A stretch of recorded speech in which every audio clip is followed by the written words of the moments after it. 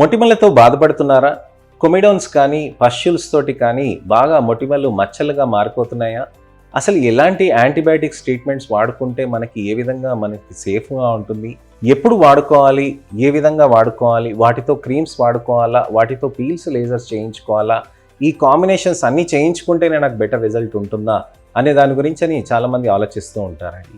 వీటన్నిటికీ సందేహాలకి నివృత్తి చేయడానికని ఒక ఇన్ఫర్మేషనల్ అవేర్నెస్ వీడియో నేను ఎందుకు చేస్తూ ఉంటానంటే, ప్రజలకి చాలామందికి మొటిమలు ఉన్నప్పుడు దాంతో బాధపడుతూ ఉంటారండి.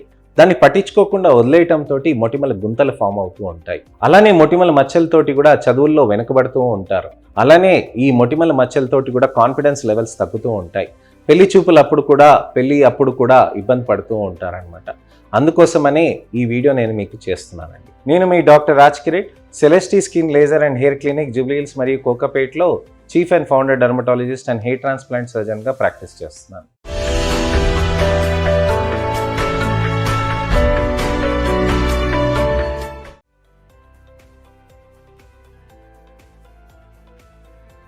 చాలా ముఖ్యంగా గమనించాలి అని అంటే, మనకి మొటిమలు వచ్చినప్పుడు క్వాలిటీ ఆఫ్ లైఫ్ అనేది, కాన్ఫిడెన్స్ లెవెల్స్ అనేది బాగా తగ్గుతూ ఉంటాయి. ఇంతకుముందు మొటిమలు వస్తే అది వయసుతో రీత్యానే కదా, మీరు వదిలేసేయండి అని అనేవాళ్ళు అనమాట. ఆ వయసులో ఉన్న వాళ్ళకి వదిలేసేయటంతో, గిల్లుకోవటంతో, పిండుకోవటంతో మొటిమలు గుంతలై జీవితాంతం బాధపడుతూ ఉంటారు. అందుకోసమే నేను చెప్తానండి, మొటిమలు వచ్చినప్పుడు ఖచ్చితంగా మనకి మరకలు రాకుండా ఉండటానికని ఎర్లీ ట్రీట్మెంట్స్ అనేటివి చేసుకోవాల్సిన అవసరం ఉంటుంది. చాలామంది కాన్షియస్ అవుతున్నారండి ఈ మధ్యకాలంలో. ఇన్స్టాగ్రామ్లో విపరీతమైన వీడియోస్ రావటం, వాళ్ళకి స్కిన్ కేర్ గురించి అని చెప్పటం, యాక్నే కాస్మెటికా అనే కొత్త ట్రెండ్ రావటం జరుగుతుందండి.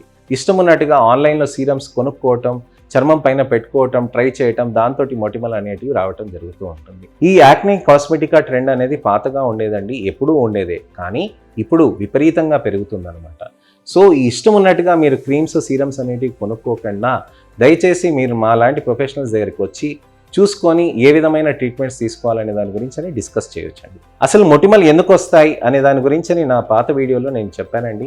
ఈ సిరీస్ ఆఫ్ వీడియోస్ అన్నీ నేను మీకు మొటిమల కోసమని చేస్తున్నానండి. ఈ మొటిమల కోసమని నేను మళ్ళీ క్లుప్తంగా చెప్తానండి. హార్మోన్స్ తోటి ఇంపాక్ట్ తోటి వెంట్రుకల పక్కనున్న ఆయిల్ గ్లాండ్స్ మీద ఇంపాక్ట్ అయ్యి, ఈ ఆయిల్ గ్లాండ్స్ అనేది ఎక్కువగా పనిచేసి ఆయిల్ అనేది ఎక్కువగా ప్రొడక్షన్ అయ్యి చర్మం పైన ఎక్కువగా థిక్గా ఫామ్ అవుతుంది అనమాట. ఈ థిక్గా అవుతున్న ఫార్మేషన్ అయిన ఈ ఆయిల్ గ్లాండ్స్ పైన మనకి చర్మం పైన మనకున్న మృదుతనంతో వస్తుందన్నమాట. ఈ ఆయిల్ గ్లాండ్స్ అనేది హార్మోన్స్ తోటి ఎక్కువగా పనిచేయటంతో ఆయిల్ అక్కడ ముద్దలాగా వచ్చి ఇరుక్కొని కొమిడోన్ ఫార్మేషన్ అవుతుందన్నమాట. ఈ కొమిడోన్ ఫార్మేషన్ అయిన దగ్గర బ్యాక్టీరియా ప్రొపినోబాక్టీరియం యాక్నెస్ అనేది వచ్చేసి అక్కడ తినేసి పస్ ఫామ్ అయ్యి పస్చులార్, నాడ్యులార్, పాపులార్ యాక్నెస్ అనేవి ఫామ్ అవుతూ ఉంటాయి. ఈ స్టేజ్లో ఉన్నప్పుడు మనకి గుంతలు అనేటివి ఫామ్ అవుతూ ఉంటాయి అన్నమాట. కొన్ని మొటిమలు ఉండి కొన్ని విధంగా మనకి మచ్చలు ఫామ్ అవుతున్నాయనంటే వాటికి క్రీమ్స్ తోటి చేస్తామండి. కొన్ని ఎక్కువగా ఉన్నాయనంటే యాంటీబయాటిక్స్ యూజ్ చేయాల్సిన అవసరం ఉంటుందండి. యాంటీబయాటిక్స్ రెసిస్టెన్స్గా మారింది కదండి. ఈ యాంటీబయాటిక్ రెసిస్టెన్స్గా మారినందుకే మనం డాక్సిసైక్లిన్, లైమిసైక్లిన్ అనేది చాలా జాగ్రత్తగా వాడుకోవాల్సిన అవసరం ఉంటుంది. మేము ఇస్తే మాత్రమే మీరు వాడాలండి. అడపదడపగా ఆన్లైన్లో సీరమ్స్ దొరుకుతున్నాయి, టాబ్లెట్స్ దొరుకుతున్నాయి అని చెప్పి ఆర్డర్ చేసి చేయకండి. ఈ యాంటీబయాటిక్స్ యాక్నీబయాటిక్స్ అని అంటాం అనమాట. ఈ యాక్నీబయాటిక్స్లో కొత్త యాక్నీబయాటిక్ వచ్చిందండి, చాలా మంచిగా మనకి రిజల్ట్స్ వస్తున్నాయి అనమాట. ఈ లైమిసైక్లిన్ యాక్నీబయాటిక్ మనం యూజ్ చేయటంతో మనకి చర్మంలో ఉన్న మొటిమలు అనేటివి, కౌంట్స్ అనేటివి మనకి తగ్గుతున్నాయి. అంటే ఒక 20-30 ఉంటే మనకి దానికి 10-5కి తీసుకురాగలుగుతున్నాం అనమాట. అమ్మాయిల్లో మనకి ఏంటంటే సైకిల్కి ప్రాబ్లం ఉన్నప్పుడు, సైకిల్ ముందు, సైకిల్ తర్వాత, సైకిల్ అప్పుడు, నెలసరి అప్పుడు మనకి ఖచ్చితంగా పింపుల్స్ వస్తాయండి. ఈ పింపుల్స్ వస్తున్న వాటిని మనం ట్రీట్మెంట్ చేయాలని అంటే యాంటీబయాటిక్సే కాకుండా వేరే ట్రీట్మెంట్స్ కూడా చేయాల్సిన అవసరం ఉంటుంది. మరి లేజర్స్, పీల్స్ ఎప్పుడు చేస్తాం డాక్టర్ గారు?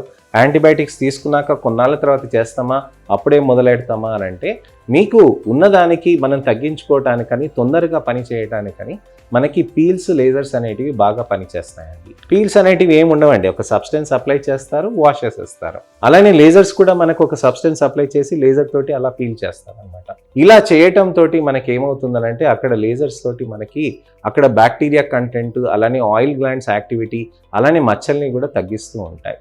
ఈ డాక్సిసైక్లిన్ ఇలాంటి యాక్నీబయాటిక్స్ అనేటివి మనం యూస్ చేసుకుంటూ జాగ్రత్త చేసుకోవాలి. ఈ యాంటీబయాటిక్స్ అన్ని పెళ్ళైన అమ్మాయిలు మీరు తీసుకోవద్దండి, మా అడ్వైస్ కాకుండా. ఎందుకనంటే ఈ యాక్నీబయాటిక్స్ అనేటివి సేఫ్ ఉండవండి. ప్రెగ్నెన్సీ ప్లాన్ చేస్తున్న వాళ్ళకి, యాక్టివ్గా ప్లాన్ చేస్తున్న వాళ్ళకి ఈ టాబ్లెట్స్ జాగ్రత్తగా ఉండాలన్నమాట. అది మీరు మాతోటి కన్సల్ట్ అవుతున్నప్పుడు మీరు డిస్కస్ చేయొచ్చండి.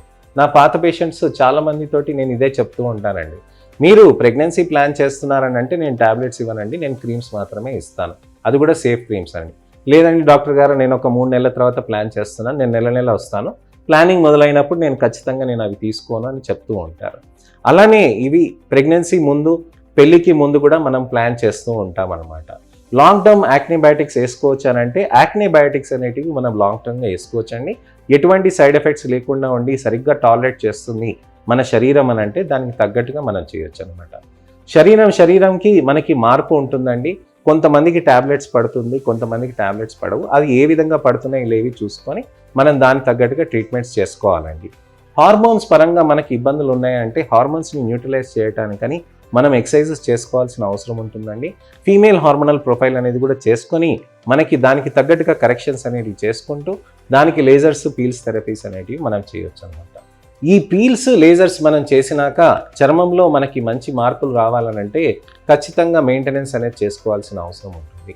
లైఫ్ స్టైల్లో మార్పులు అండి, సరైన టైంలో తినటం, సరైన టైంలో మంచి పౌష్టికాహారాన్ని తినటం, అలానే జంక్ ఫుడ్, ఆయిలీ ఫుడ్ అనేది తగ్గించడానికని మనం ప్రయత్నం చేయాల్సిన అవసరం ఉంటుంది. సో ఇవన్నీ మనం తెలుసుకున్నాం కదండి. నెక్స్ట్ వీడియోలో మీకు ఇతరత్ర మెడికేషన్స్ ఏమేమి ఉన్నాయి, ఏ విధంగా మనకు హెల్ప్ చేస్తాయి అనే దాని గురించి నేను మీకు వివరిస్తానండి. ఈ ఇన్ఫర్మేటివ్ అవేర్నెస్ వీడియో మీకు నచ్చిందని ఆశిస్తూ లైక్ చేస్తారని ఆశిస్తున్నానండి.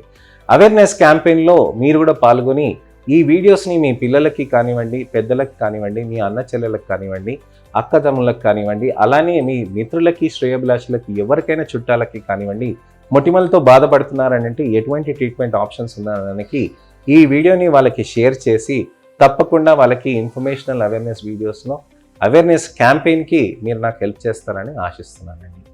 ఇతరత్ర స్కిన్, హెయిర్ ప్రాబ్లమ్స్ ఉంటే కనుక కామెంట్స్లో మీరు పెడితే దానికి నేను వీడియో రిప్లై కానీ, టెక్స్ట్ రిప్లై కానీ నేను చేస్తానండి. నేను మీ doctor Raj Kireet, Celestee skin laser and hair క్లినిక్లో జూబ్లీ హిల్స్ మరియు కోకాపేట్లో chief and founder dermatologist and hair transplant సర్జన్గా ప్రాక్టీస్ చేస్తున్నాను. నమస్తే.